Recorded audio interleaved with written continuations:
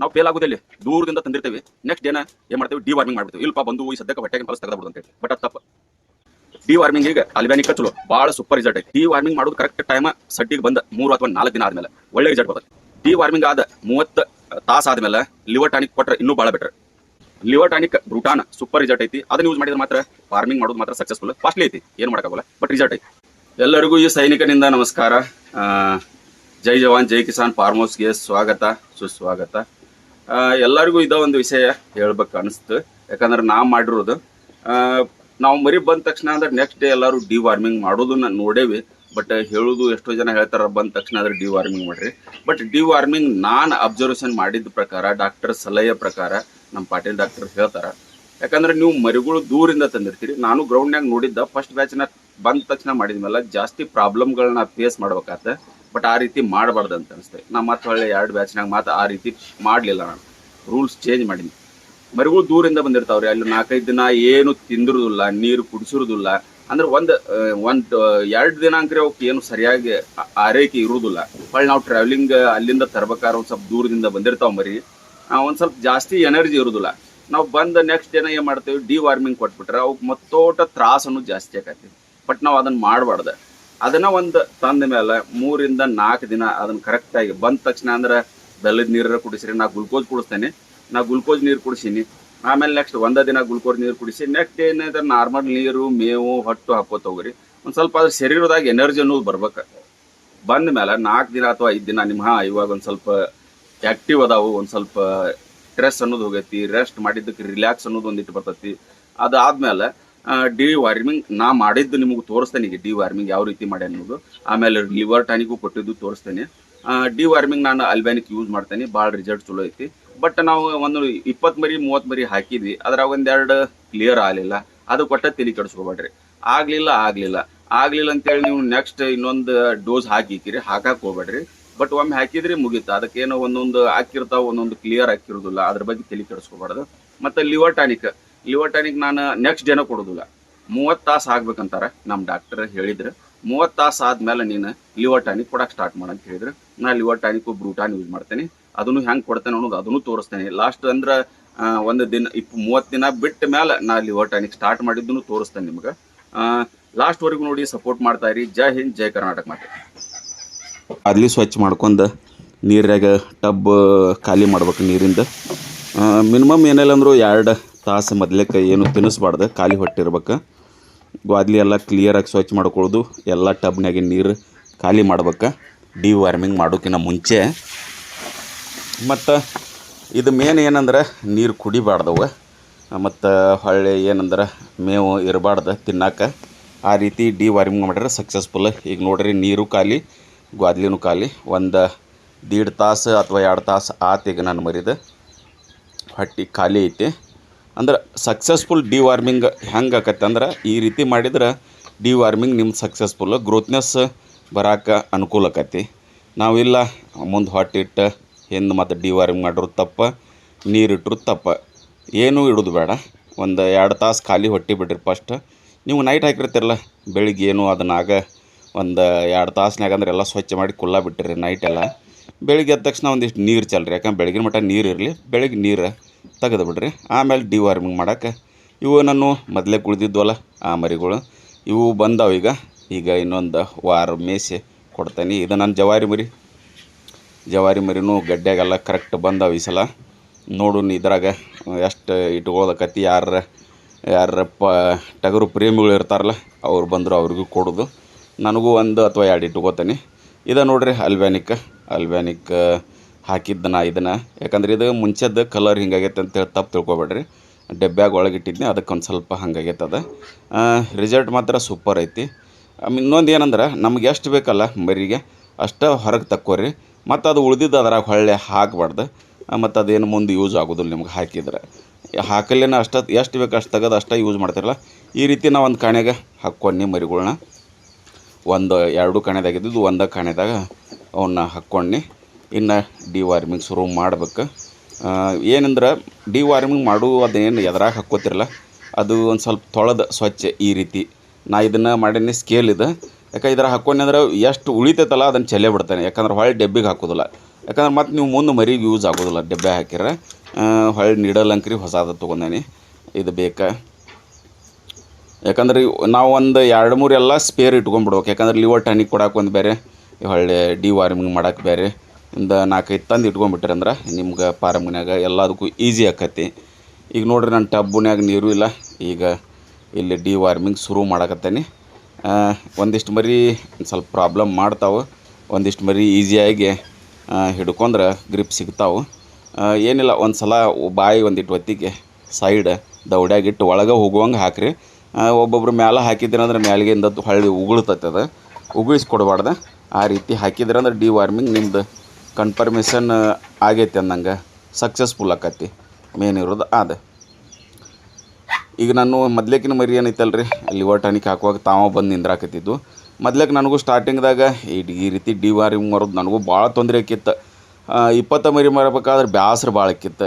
ಈಗ ರೂಢ ಆಗಿಬಿಟ್ಟತ್ತಲ್ಲ, ಈಗ ಒಂದು 100 ಮರಿ ಹಾಕುವಷ್ಟು ಕೆಪಾಸಿಟಿ ಬಂದತಿ. ಅರ್ಧ ತಾಸ್ನಾಗಂದ್ರೆ ಡಿವಾರ್ಮಿಂಗ್ ಮಾಡ್ಬೋದು, ಲಿವರ್ ಟಾನಿಕ್ಕು ಹಾಕ್ಬೋದು. ಮೊದ್ಲೇಕ್ಕೆ ಒಂದು ಇಟ್ಟು ಭಾಳ ಟೆನ್ಷನ್ ಅನ್ನೋದಕ್ಕಿತ್ತು. ಯಾಕಂದ್ರೆ ಮರಿ ಒಂದು ಹಿಡಿದ್ರಾಗ ಅಂದ್ರೆ ಒಂದು ಓಡಿ ಹೋಗೋದು, ಒಂದು ಜಕ್ಕೊಳ್ಳೋದು, ಒಂದು ಸ್ವಲ್ಪ ಗ್ರಿಪ್ ಇದು ಸಿಕ್ಕಿರಕ್ಕಿಲ್ಲ. ನಿಜವಾಗ್ಲೂ ಬ್ಯಾಸ್ರ ಭಾಳ ಆಕಿತ್ತು.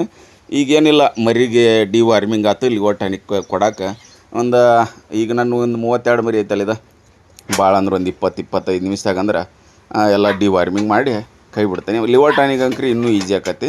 ಯಾಕಂದ್ರೆ ಅದ್ರಾಗ ಒಂದು ಸ್ವಲ್ಪ ಸ್ಕೇಲ್ ಹೆಚ್ಚಿಗೆ ಆದರೂ ಕಡಿಮೆ ಆದರೂ ಏನು ತೆಲಿನೂ ಇಲ್ಲ. ಇದ್ರಾಗ ಕರೆಕ್ಟಾಗಿ ಕೊಡ್ಬೇಕು ನಾವು ML.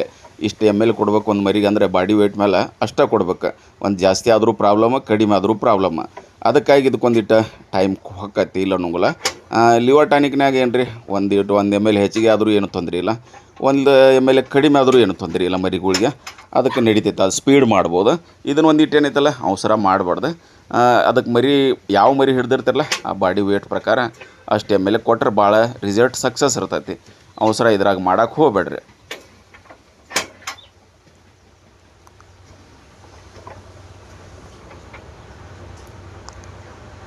ಇದ್ರಾಗ ನಾವು ಸ್ಕೇಲ್ ಕರೆಕ್ಟಾಗೇನೋ ಕೊಡ್ಬೇಕು ಬಾಡಿ ವೇಟ್ ಪ್ರಕಾರ, ಅಂದ್ರೆ ನಿಮ್ಗೆ ರಿಸಲ್ಟ್ ಬರ್ತಾವೆ. ಇಲ್ಲ ನೀವು ಎಲ್ಲ ಮರಿ ಒಂದೇ ಥರ ಅಂತ ಬೇಡ, ವೇಟ್ ಪ್ರಕಾರ ಅದ. ಯಾಕಂದ್ರೆ ನೀವು 3 ML ಎಲ್ಲರೂ ಅಂಗಡಿಯಾಗ ಯಾರು ಹೇಳ್ತಾರೆ 3 ML ಕೊಡ್ರಿ ಅಂತೇಳಿ.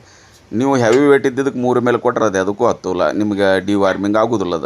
ಅದಕ್ಕೊಂದಿಟ್ಟು ಜಾಸ್ತಿ ಇಡೋದು 4 ML ಅಥವಾ 5 ML ಬಾಡಿ ವೇಟ್ ಮೇಲೆ ನಿಮ್ಗೆ ಅಂದಾಜು ಗೊತ್ತಿರ್ಬೇಕು ಇಷ್ಟು ವೇಟ್ ಐತಿದೆ ಅಂತೇಳಿ. ಅದ್ರ ಪ್ರಕಾರ ಕೊಟ್ಟರೆ ಏನಾಗೋಲ್ಲ. ಒಂದೊಂದು ನೋಡ್ರಿ ಈ ನಮೂನಿ ಪ್ರಾಬ್ಲಮ್ ಮಾಡ್ತಾವೆ. ಹೀಗಾಗಿ ಅವನೊಂದು ಇಟ್ಟು ಹಿಡಿದು ಕೊಡೋದು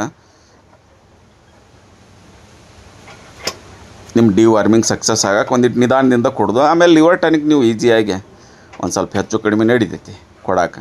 ಜಾಸ್ತಿ ಕೊಟ್ಟರು ಏನೂ ತೊಂದರೆ ಆಗೋದಿಲ್ಲ. ಸಕ್ಸಸ್ಫುಲ್ ಆಗ್ಬೇಕಂದ್ರೆ ಈ ರೀತಿ ಮಾಡ್ಬೇಕು. ಯಾಕಂದ್ರೆ ಫಸ್ಟ್ನೇಕ ಸ್ಟಾರ್ಟಿಂಗ್ ಮಾಡಿದಾಗ ಒಂದಿಟ್ಟು ತೊಂದರೆ ಆಕತ್ತಿಲ್ಲ ಅನ್ನೋಂಗಿಲ್ಲ, ನನಗೂ ಆಗಿತ್ತು. ನನಗೆ ಒಂದು 5 ಮರಿ ಹಾಕ್ಬೇಕಾದ್ರೆ ತಲೆನೋವು ಬಂತು. ಬಟ್ ಇವಾಗ ಏನಿಲ್ಲ ರೀ, ಈಸಿ ನನಗೆ ಗ್ರಿಪ್ ಸಿಕ್ಕತಿ. ಹೆಂಗೆ ಹಿಡ್ಕೋಬೇಕು, ಹೆಂಗೆ ಹಾಕ್ಬೇಕು ಅನ್ನೋದು ಅದಕ್ಕೆ ಸಿಕ್ತಪ್ಪ ಅಂದ್ರೆ ಮನುಷ್ಯಾಗ ಒಂದಿಟ್ಟು ಸ್ಪೀಡ್ ಆಕತಿ. ನಾ ಲಿವರ್ ಟಾನಿಕ್ ಬೇಕಾದ್ರೆ ನೀವು 50 ಮರಿಗೆ ನಾ ಬರೀ ಒಂದು ಟೈಮ್ ಹಚ್ಚಿ ನಾನು ಸಿರಂಜಿಯಾಗಿ ತಕ್ಕೊಂಡು ನಾನು ಹಾಕೋಕೆ ಎಷ್ಟು ಒಂದು ಮರಿಗೆ 1 ನಿಮಿಷ ಅಷ್ಟೆ. 20 ಮರಿ ಅಂದ್ರೆ 20 ನಿಮಿಷ. ಅಂದ್ರೆ ನಿಮಿಷ ಎದಕ್ಕೆ ಹೋಗತ್ತೆ ಅನ್ನೋದಕ್ಕೆ ಅದನ್ನು ಹೇಳ್ತಾನೆ ನಿಮ್ಗೆ. ಯಾಕಂದ್ರೆ ಮರಿ ಹೊರಗೆ ಹಾಕ್ಬೇಕು, ಇಲ್ಲಿ ಅದ್ರ ಕಟ್ಬಾಯಾಗ ಅದನ್ನು ತುರಿಕೆ ಅದನ್ನು ಒತ್ತಿಕ್ಬೇಕು, ಮತ್ತು ಹೊಳ್ಳಿ ಸಿರಂಜಿ ಒಳಗೆ ಜಕ್ಕೋಬೇಕು ಅದನ್ನು. ಹಿಂಗಾಗಿ ಒಂದು ಸ್ವಲ್ಪ ಟೈಮ್ ಜಾಸ್ತಿ ಹೋಗತ್ತೆ, 1 ನಿಮಿಷ. ಇಲ್ಲತ್ತಂದ್ರೆ ಏನು ರೀ, ಯಾರು ಜಗ್ ಕೊಡಾರಿದ್ರೆ ಏನು ಲೇಟ್ ಆಗೋಲ್ಲ. ಇದು ನನ್ನ ಮರಿ ಇದು ಬಂದತಿನ್ನ ಈ ವಾರ ತೋರಿಸ್ತೇನೆ. ಈಗ ನೋಡಿರಿ ಡಿವಾರ್ಮಿಂಗ್ ಮಾಡೇನಿ, ಇವಕ್ಕೆ ಈ ಕಡೆದಕ್ಕೆ ಮೇವು ಹಾಕೇನಿ, ಈ ಕಡೆ ಮತ್ತು ಎಲ್ಲ ಒಂದು ದಾರಿ ಬಂದ್ ಮಾಡೇನಿ. ಯಾಕಂದ್ರೆ ಇಲ್ಲಿ ಮತ್ತೆ ಏನು ತಿನ್ನಬಾರ್ದು ಅಂತೇಳಿ. ಇನ್ನು ಒಂದು 3 ತಾಸು ಏನು ಹಾಕೋದಿಲ್ಲ ಇವಕ್ಕೆ. ಅಲ್ಲಿ ಟಬ್ಬೂ ಖಾಲಿ ಅದಾವು, ಎಲ್ಲ ತೊಳೆದತ್ತಾಗ ಹೊರಗೆ ಇಟ್ಬಿಟ್ಟೇನಿ. ಟ್ರೇ ಅದಷ್ಟು ಕಾಣತ್ತೈತೆ ನಿಮ್ಗೆ. ಇವು ನೋಡಿರಿ, ಈ ಕಡೆ ಮರಿ ಆ ಕಡೆ ಮರಿ ಮೇಯಾಕತ್ತಾವು. ಇವು ಡಿವಾರ್ಮಿಂಗ್ ಆಗಿದ್ದು ಮರಿ. ಇವಕ್ಕೆ ಮಾತ್ರ ಹೊಟ್ಟು ಮೇವು ನೀರು ಏನೂ ಇಲ್ಲ. ಒಂದು 3 ತಾಸು ಮಾತ್ರ ಬೇಕಾ. ಈಗ ಹಾಕೇನ್ರಿ, ಇದ್ರ ರಿಸಲ್ಟೂ ಬಂದೈತಿ. ಹೊಟ್ಟು ಹಾಕೇನಿ. ಯಾಕಂದ್ರೆ ಒಂದು 3 ತಾಸು ಆದ್ಮೇಲೆ 3 ತಾಸು 3.5 ತಾಸು ಬಿಟ್ಟು ನಾನು ಆಮೇಲೆ ಹಾಕೀನಿ. ರಿಸಲ್ಟ್ ಐತಿ. ಯಾಕಂದ್ರೆ ನಾನು ಮರಿಗಳ್ನ ವೀಕ್ಷಣೆ ಮಾಡೀನಿ ತೆಳಗೆಲ್ಲ. ಈಗ ನಿಮಗೆ ಕಾಣ್ತಾ ಇಲ್ಲದ, ಯಾಕಂದ್ರೆ ನಾ ಅಲ್ಲಿ ಒಳಗೆ ಹೋಗೋದಿಲ್ಲ. ಈಗ ಒಂದಿಟ್ಟು ಹೆದರ್ತಾವೆ, ತಿನ್ನಾಕತ್ತಾವೆ. ನಿಮಗೆ ತೋರಿಸಿದ್ನಿ ಹೆಜ್ಜಾಂತ ಬಿದ್ದತ್ತಿಲ್ಲ ಅಂತೇಳಿ. ಈಗ ನೆಕ್ಸ್ಟ್ ಲಿವರ್ ಟಾನಿಕ್ ಕೊಡಬೇಕಲ್ರಿ, ಮತ್ತು ಬ್ರೂಟಾನ್ ಯೂಸ್ ಮಾಡ್ತೇನೆ. ಬ್ರೂಟಾನು ಸೇಮ್ ನಾ ಎಷ್ಟು ಬೇಕು ಅಷ್ಟು ತಗೋತೇನೆ. ಯಾಕಂದ್ರೆ ಅದನ್ನು ಹೊಳ್ಳಿ ಉಳ್ದಿದ್ದು ಡಬ್ಬ್ಯಾಗ ಹಾಕಿದ್ರಿ ನಿಮ್ಮದು ಬ್ರೂಟಾನ್ ಪೇಲ್ ಆಕತಿ. ನಿಮ್ಗೆ ಎಷ್ಟು ಬೇಕು ಕ್ಯಾಲ್ಕುಲೇಷನ್ ಮಾಡಿ ಅಷ್ಟು ಹಾಕೋರಿ. ಬ್ರೂಟಾನ್ ನೋಡ್ರಿ ಈಗ ಏನು ತೊಂದರೆ ಇಲ್ಲ. ಯಾಕಂದ್ರೆ ನನಗೆ ಇದಕ್ಕೆ ಸ್ಕೇಲಿಂದ ಏನು ಹೆಚ್ಚು ಕಡಿಮೆ ಇಲ್ಲ. 5 ml ಕೊಡ್ತೇನೆ ನಾನು ಆ್ಯಕ್ಚುಲಿ. ಒಮ್ಮೆ 5 ml ಕಡಿಮೆ ಇದ್ದರೂ ಏನು ತೊಂದರೆ ಇಲ್ಲ ಮರಿಗೆ, 5 ml ಹೆಚ್ಚಿಗೆ ಆದರೂ ಈಗ ಜಕ್ಕೊಳಕ್ಕೆ ಏನೈತಲ್ಲ ನಾ ಸಿರಂಜಾಗ ಇದು ಲೇಟ್ ಆಗೋದಿಲ್ಲ.